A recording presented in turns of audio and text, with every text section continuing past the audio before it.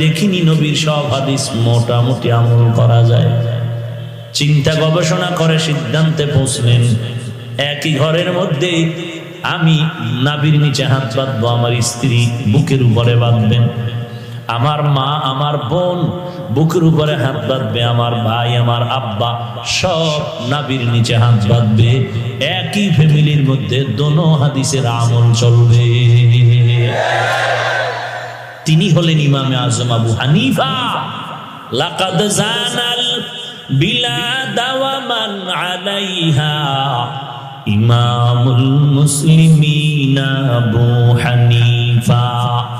আবু হানিফা বুদ ইমামে বাসফা আসে রাজে উম্মতনে মুস্তফা।